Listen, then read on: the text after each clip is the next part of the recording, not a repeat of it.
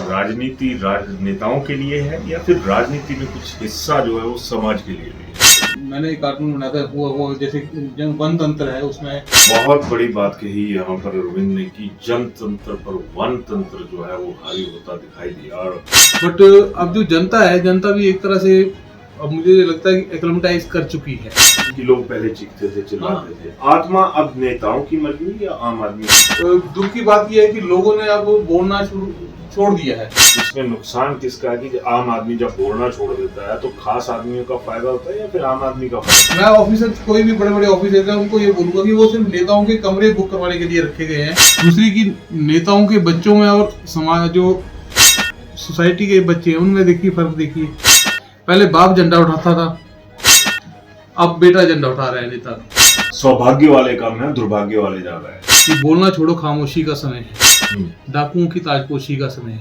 व्यवस्था परिवर्तन, ये व्यय की व्यवस्था का परिवर्तन है कि पैसा किसके ऊपर खर्च करना है। ये सेशन चला हुआ कि हमें झंडी अलाउड कर दी जाए और यहाँ तक कह दिया गया कि सदन जब इतना कुछ दे रहा है तो झंडी भी आज ही जो है वो अलाउड हो जाए। तो व्यवस्था परिवर्तन जो है वो क्या आम आदमी के लिए, बड़े आदमी के लिए व्यवस्था कोई नहीं थी? उसमें बदलाव जरूरी नहीं था क्या? आज तो दिन तक विकास को किसी ने नहीं देखा ना, वैसे ही आखिरी पंक्ति वाले व्यक्ति को भी किसी ने नहीं देखा। जो भी हो रहा है, जिसको भी जनता देख रही है, उसमें क्या कुछ देखने लायक है?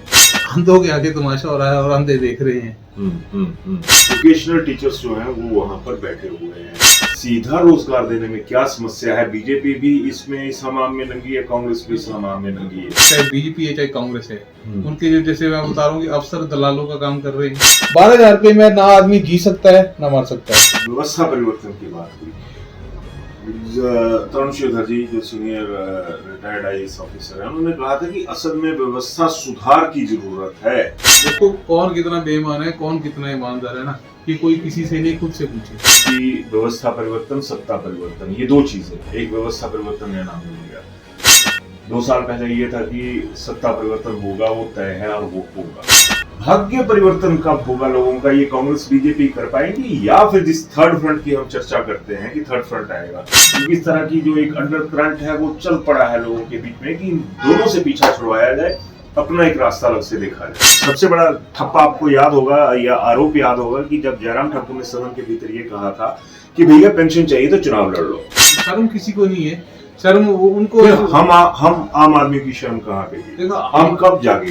जिंदा रहने, वोट डालने लायक हम बचे रहे। जिंदगी तीसरा खतरा क्यों नहीं खड़ा होता? आम युवक क्यों नहीं खड़ा होता? युवती क्यों नहीं खड़ी होती आगे जाके कि इस सिस्टम से अगर मेरे को चोट पड़ी तो मैं सिस्टम को सुधारने के लिए इस गंदगी ही कह लो या फिर अंगेज है, अंगेज रखे हुए अंगेज है, उसको डाटा चाहिए चाहे आटा ना होना हो। दुख वाली बात हमने चीखना बंद कर दिया लोगों ने।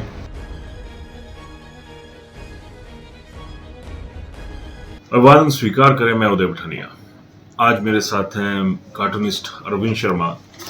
और शर्मा जी बड़े मसलों के ऊपर अपनी बेबाक टिप्पणियों के लिए मशहूर हैं, लेकिन पिछले कुछ दिनों में बहुत कुछ ऐसा हुआ जिससे राजनीतिक ढांचा और सामाजिक ढांचा, इन दोनों में एक बहुत बड़ा गैप देखने में नजर आया।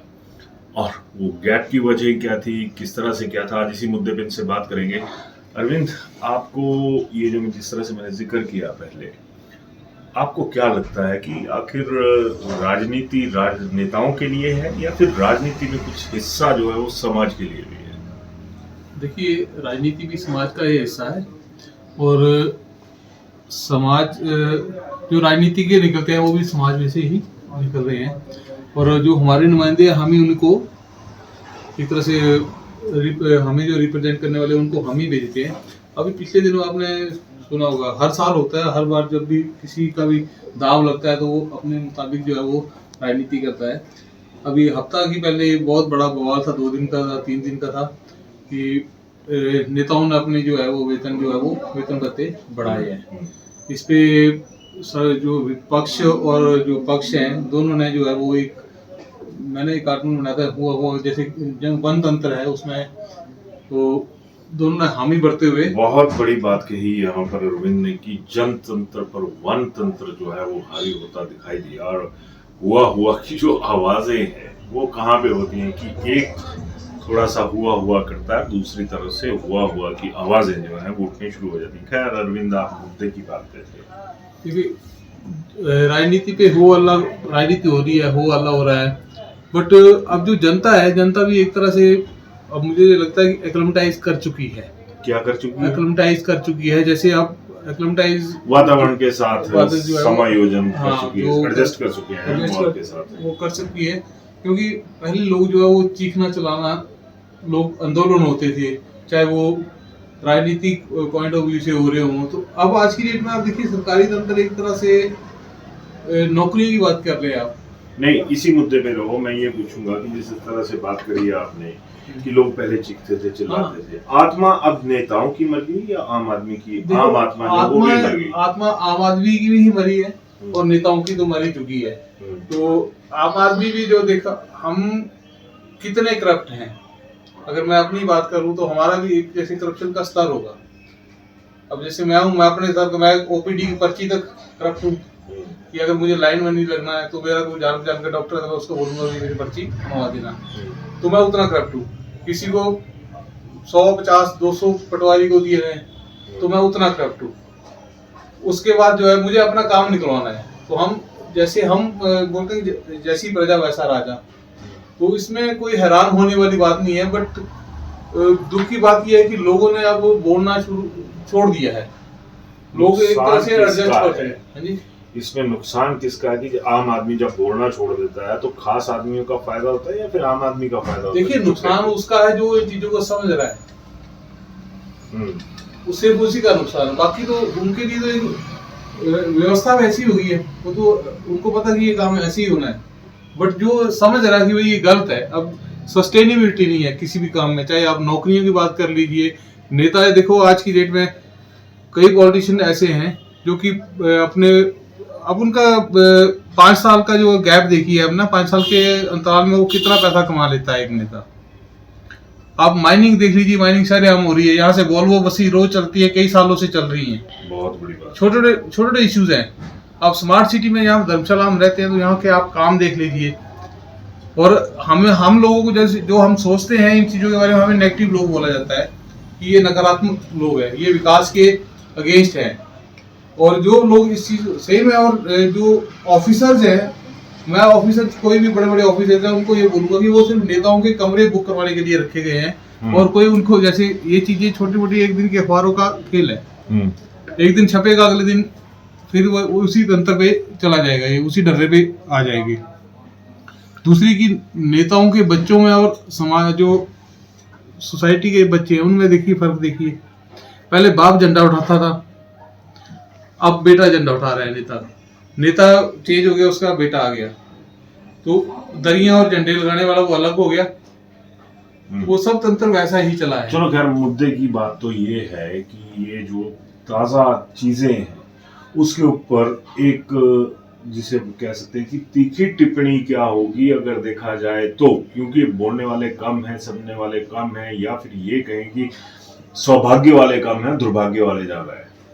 एक बड़ी फेमस लाइन है, मुझे कोर्ट का नाम नहीं याद आ रहा है, कि बोलना छोड़ो खामोशी का समय है, डाकुओं की ताजपोशी का समय है। तो वही है कि हम डाकुओं की ही ताजपोशी कर रहे हैं, फिर हम खुद को ही लुटवा रहे हैं।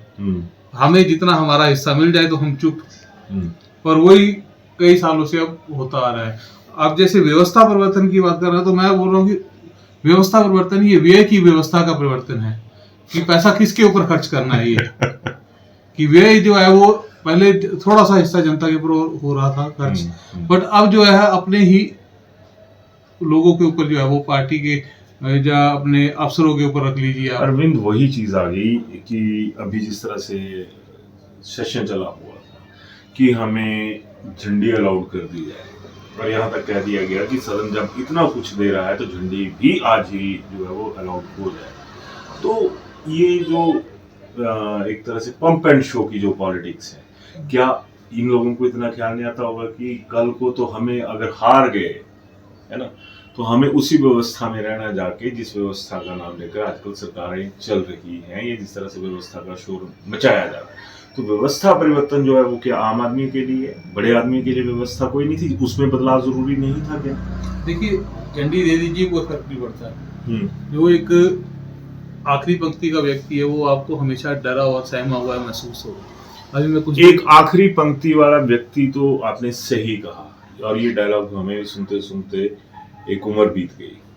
तो ये जो आखिरी व्यक्ति है ये कब फ्रंट फुट पे आएगा? और जिस तरह के हालात हैं, देखिए, जैसे आज तक दिन तक विकास को किसी ने नहीं देखा ना, वैसे ही आखिरी पंक्ति वाले व्यक्ति को भी किसी ने नहीं देखा। बहुत ये बढ़िया। एक पोस्ट ट्रूथ है, आभासी सत्य है ये आभास होता है कि भाई कुछ अच्छा हो रहा है। मेरी एक आपसे रिक्वेस्ट रहेगी कि जिस तरह से आपकी कार्टून की बात चलती है तो आप बड़े लेमैन की तरह बात करते हैं, आप थोड़े से ना सोफिस्टिकेटेड लैंग्वेज में आइए कि जो भी हो रहा है, जिसको भी जनता देख रही है, उसमें क्या कुछ देखने लायक है? देखिए, देखने लायक तो अब अंधों के आगे तमाशा हो रहा है और अंधे देख रहे हैं। तो वही चला है कि जनता, मैं वही बोल रहा हूँ कि जनता में से ही ये लोग जो है, हम ही इनको चुन के भेजते हैं। ये जो आज की डेट में जो तंत्र है, आज की डेट में आप खुद देखिए, सरकारी जो है 12,000 रुपए की नौकरी को जो है उसका महिमा मंडन ऐसे किया जा रहा है जैसे किसी को। मैं वही चीज लगा था, उसी मुद्दे पे आने लगा था। आपने बिल्कुल सही बात पकड़ी कि आज चौड़ा मैदान में एक बार फिर जो क्या कहते हैं उसको, टीचर्स हैं, क्या कहते हैं उनको, दिमाग से निकल रहा है, व्यावसायिक व्यवस्था क्या है वो, वोकेशनल टीचर्स जो हैं वो वहां पर बैठे हुए हैं। तो मेरे को एक बात बताओ कि जब आपने पैसा देना सरकार ने है और बीच में एक ठेकेदार बिठा दिया कि भैया आप पैसा देंगे, ठेकेदार पर आरोप लगते हैं कि ये अपनी कमीशन काट कर आगे देते हैं, सीधा रोजगार देने में क्या समस्या है? बीजेपी भी इसमें इस हमाम में नंगी है, कांग्रेस भी इस हमाम में नंगी है। तो ये कौन सा व्यवस्था परिवर्तन यहाँ पे जरूरी है जो आम आदमी से जुड़ा हुआ है? खास आदमियों का व्यवस्था जो मजबूत होती जा रही है, आम आदमी उन्हीं पुराने पचड़ों में फंसा हुआ है। देखिए, मैं वही बात कर रहा हूँ कि आज की डेट में लोगों को जिंदा रहने का एक बहुत बड़ा एक सर्वाइवल चैलेंज है। 12,000 रुपए की जो और जो एजेंट बैठा के जो नौकरियां आज की डेट में दी जा रही हैं, तो उसमें ऐसा है कि सरकारों के वही अपने जो, चाहे बीजेपी है चाहे कांग्रेस है, उनके जो, जैसे मैं बता रहा हूँ कि अफसर दलालों का काम कर रहे हैं। जो मैं सीनियर जो भी अफसर होते हैं, जो भी जिम्मेवार लोग हैं जो, और जो आपने देखा कि डायरेक्टर, फलाना चेयरमैन, टीम का चेयरमैन, वो सब ऑल इन ऑल जो दलालों का काम किया जा रहा है। दूसरी बात की सरकारें, इसके साथ में एक चीज और जोड़ना चाहूंगा कि सरकार अब पत्रकारों के पीछे पड़ी है, इसके ऊपर भी आऊंगा। बट उससे पहले जैसे आप बोल रहे कि लोगों को जो है जिंदा रहना की 12,000 रुपये महीने का मिल रहा है किसी एक को, साथ में उनके दलाल की फीस काट अलग से रख लीजिए, अब जो उसको मिल रही है वो मिल रही है, ठीक है। 12,000 रुपये में ना आदमी जी सकता है ना मर सकता है। किसी एक लेमैन की जो 30 साल तक गवर्नमेंट का बनाया हुआ एजुकेशन सिस्टम फॉलो करके पढ़ता है, ग्रेजुएशन, पोस्ट ग्रेजुएशन, मास्टर्स जो भी करता है, उसके पहले इनके बच्चे जो है वो आज की डेट में बड़ी बड़ी नौकरियां, वो फट से उनके लिए अलग सी पोस्ट भी क्रिएट हो जाती हैं।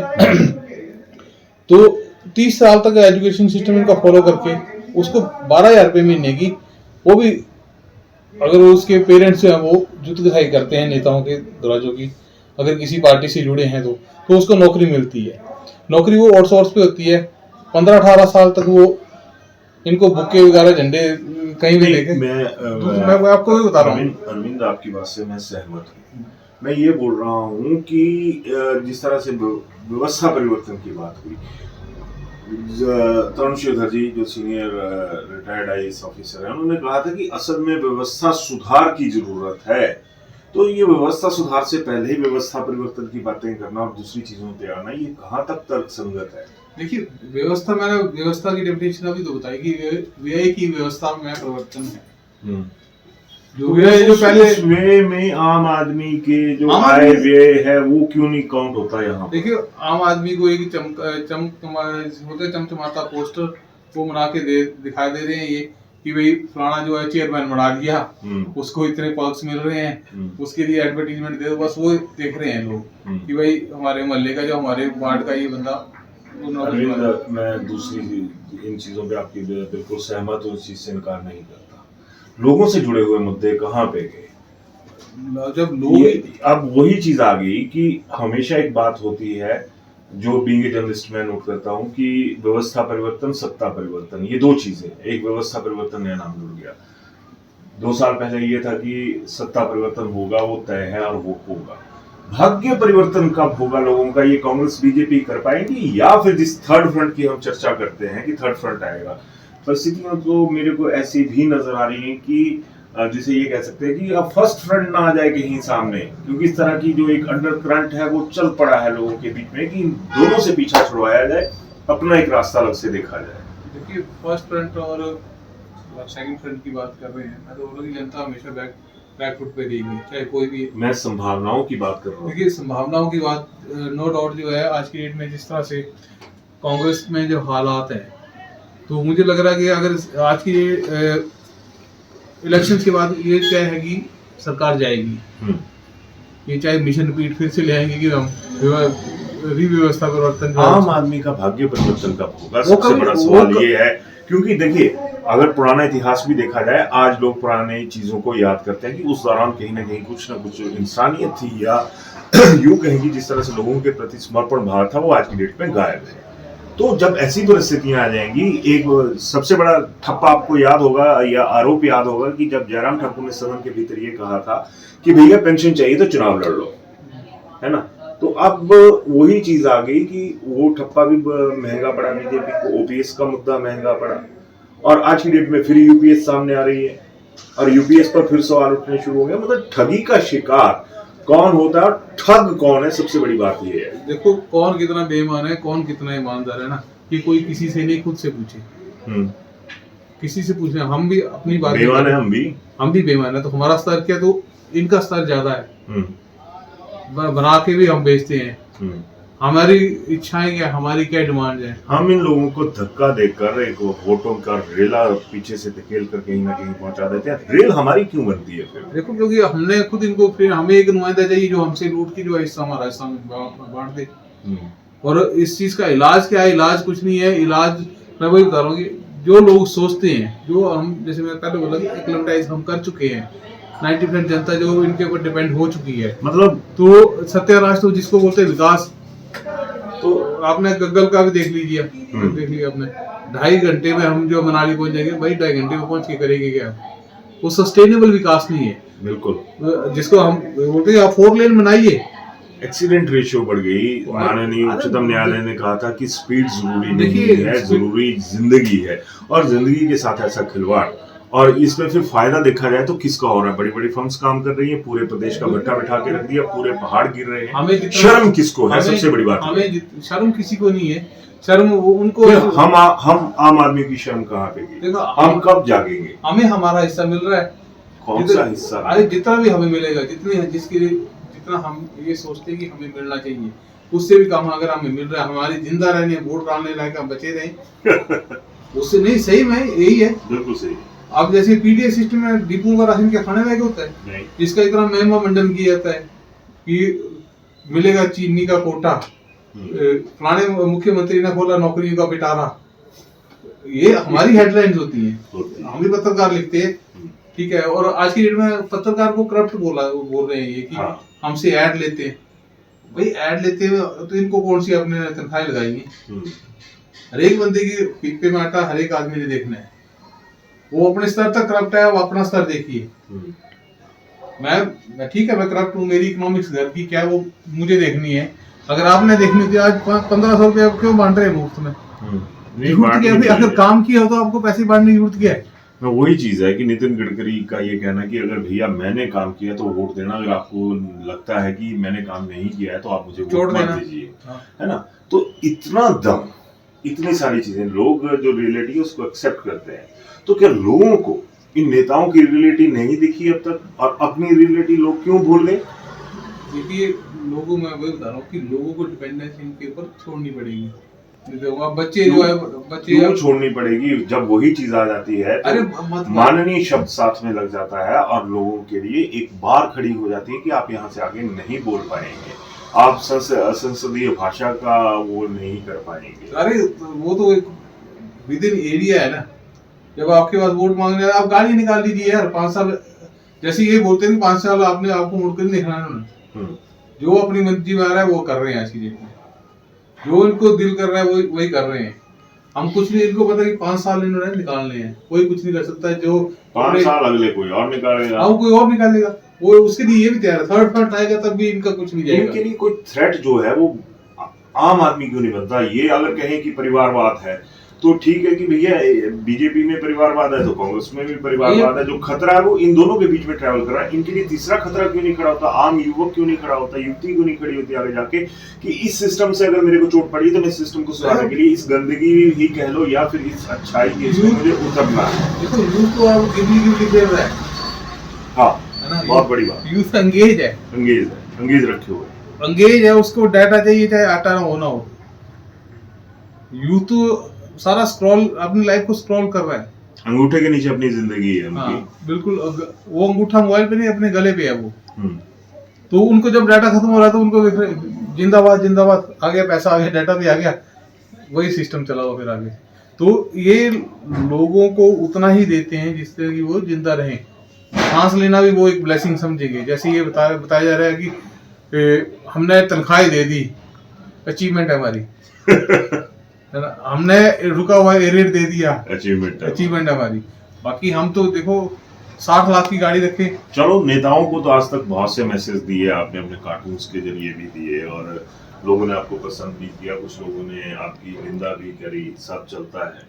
यूथ को, हम हिमाचली को क्या मैसेज देना चाहेगा यूथ? क्योंकि ये इसलिए पूछ रहा हूँ कि एक हार्ड लाइन आज की दौर में देखा जाए तो जरूरी हो चुकी है। नहीं तो हम लोग एक तरह से कहें कि सरकार चाहे जिस मर्जी की हो, चौड़ा मैदान में चीखो, छोटा शिमला में चीखो, अगर कहीं मंत्री जी आए तो वहां पे जाके चीखो, मंत्री चाहे किसी भी सरकार के हो। देखिए एक चीज, वो सरकारी तंत्र तो अब खत्म हो रहा है, जनतंत्र नहीं, प्राइवेटाइजेशन जो जिसकी हम बात कर रहे हैं वो अब खुद ब खुद ये दलाल बन के ला रही हैं। बिल्कुल, फिर जरूरत ही है। आप देखिए सरकारी खुद बीमार होते हैं तो यूएस में वो कराते हैं। यहाँ पर एक एक्सरे उसकी मशीन का उद्घाटन का मेमोरेंडम ऐसे किया था जैसे इन्होंने टांडा की हालत आपने देख ली थी। मैं आपको वही लगा बताने, अरविंद ने कि यहाँ पे बहुत सही बात कही। शाहपुर विधानसभा क्षेत्र, वहाँ का जो हॉस्पिटल है, वहाँ पर हमारे एक मित्र गए, सरदार हरचरण सिंह जी, और बेटी थी उनकी छोटी, उसका वेइंग मशीन नहीं थी वहाँ पे उसका वेट करने के लिए कि इसको दवाई की डोज कितने उस ग्राम में जानी है। तो दावे किस तरह के होते हैं शाहपुर के लिए कि हम ये कर देंगे वो कर देंगे, लाखों करोड़ों की मशीनरी की बात होती है, लेकिन एक आदत जिसे कहते हैं कि वेइंग मशीन की बच्चे का भार नापा जा सके कि कितना ऐसा है और इसको कितनी सी मात्रा में दवाई देनी है, तो वो तो है नहीं। दुआओं पर सिस्टम ज्यादा टिका हुआ है आजकल। देखिए दुआओं भी वो भी जेनरिक नहीं बोल रही है दुआएं भी आप अकॉर्डिंगली हो रही हैं, बट मेरा कहने का मतलब ये है कि अब खुद ये बीमार होते हैं तो खुद का इलाज होता है बाहर, उसके पैरेलल इनके अपने हॉस्पिटल्स हैं, सरकारी व्यवस्था भी, उसमें भी पैसे कमा रहे हैं, दूसरी तरफ भी कमा रहे हैं। और हमने बेसिकली दुख वाली बात है कि हमने चीखना बंद कर दिया लोगों ने। और आप देखिए एचआरटीसी है, आपने ऊपर देखा एचआरटीसी बसें कहाँ खड़ी होती है, उसके पैरेलल वोल्वोस का एक नेक्सस है, ठीक है। कई सालों से माइनिंग का खड्डों में जेसीबी लगी। अब आप शीला चौक देखिए माजी के पास, वो कौन सा तटीकरण कर रहा है खड्डों से पत्थर लगा के। बिल्कुल और हम सही बात कही। यहाँ पर एक चीर हरण जिस तरह से प्रकृति का हो रहा है, या फिर जो पुरानी चीजें हैं, या जो पहाड़ हैं, नदियां हैं, इसके ऊपर हम भी चलेंगे आने वाले वक्त में, क्योंकि हर तरफ का जो व्यवस्था के पहरेदार हैं वो बिल्कुल अंधे हो चुके हैं। लास्ट में अरविंद एक मैसेज दे दीजिए फिर। देखिए यूथ को जो है ना, यूथ तो यार स्क्रॉल करना छोड़ो यार, लाइफ बहुत खूबसूरत है। और इनके पीछे जो है वो नेताओं के पीछे, खैर आप सभी भागेंगे, मेरी बात को कोई फर्क नहीं पड़ेगा। तो एक तो सेल्फ डिपेंडेंट हो जाओ, बाकी लाइफ स्क्रॉल मत करो मोबाइल की इसके रील्स की तरह, ये तो ये नेता सब कुछ ले लेंगे। लाइफ को स्क्रॉल मत करो, नहीं तो स्क्रैप में कन्वर्ट हो जाओगे। और जो बेरोजगारी का स्क्रैप है बेरोजगारी कहीं नहीं है उदय भाई। मैं मान रहा हूँ आपकी बात, नहीं दी जा सकती 5.5 लाख नौकरियां, हम लोगों को भी अक्कल करनी चाहिए थी उस दौरान, हमने नहीं की। 5 लाख नौकरियां ये तो क्या कोई भी सरकार आकर नहीं दे पाएगी, ये भी एक कड़वा सच है। और ये भी एक सच है, कल मेरी बात हो रही थी, एक बहुत ज़हीन सोच के हैं, उन्होंने मेरे को कहा कि हिमाचल से कितना जो धन है वो लेबर बाहरी प्रदेशों की लेके जाती है और हमारे युवा काम नहीं करना चाहते हैं और व्हाइट कॉलर उसके पीछे भागते हैं। तो मैंने उनको कहा कि एजुकेशन भी शायद कोई वजह होती होगी, हमारा जो यूथ है वो इतना एजुकेटेड है कि शायद इस काम की तरफ ना जाए। उन्होंने आगे से बहुत ऐसा जवाब दिया कि जब चीखने के लिए ताकत है तो क्या अपना परिवार, अपने माता पिता, उनकी मजबूरियां नहीं दिखती? बट बात वही आ गई कि काम करना पड़ेगा। ये जो स्क्रॉल करने वाला जिक्र किया इन्होंने, अरविंद ने, एक बहुत बड़ी बात थी कि हमें बिजी रखा जाता है। नेता जो होते हैं वो भी स्क्रॉलिंग पे बिजी रहते हैं। अक्सर मंचों पे देखा जाता है कि अपना मोबाइल लेके बैठे होते हैं, आम आदमी के साथ ना उनका आई कांटेक्ट होता है ना दूसरा कोई दिली कांटेक्ट जो ड्राइवर रखे हैं। हाँ, ड्राइवर भी रखे हैं कि खुद स्क्रॉल नहीं करना, आगे स्क्रॉलिंग के लिए ड्राइवर्स रखे हैं। खैर, आप सवारी बनकर कैसा महसूस कर रहे हैं इस माहौल में? और जब ये सारी चीजें होती हैं तो बहुत दुख होता है। टकराना तो पड़ेगा, समझना तो पड़ेगा, आवाज तो बुलंद करनी पड़ेगी। इस मुद्दे पर जो बातचीत अभी अरविंद के साथ मेरी हुई है, जरूर आप बताइएगा। और इनके कटाक्ष बड़े तीखे थे, इनके कॉस्ट से भी कम मेकिंग चार्जेस लेना ही सब कुछ नहीं होता। ज्वेलरी खरीदते समय ये भी जरूर ध्यान रखिए कि आप किससे खरीद रहे हैं, क्या वो ब्रांड ट्रस्टेड है और आपके पैसे की कदर करता है। जी हाँ, भूषण ज्वेलर्स है हजारों लोगों का विश्वास और मोस्ट ट्रस्टेड ज्वेलरी ब्रांड, जहां आपको मेकिंग चार्जेस पर छूट के साथ सोने की गुणवत्ता और उम्र भर का विश्वास भी मिलता है, क्योंकि भूषण ज्वेलर्स है ए बॉन्ड ऑफ ट्रस्ट।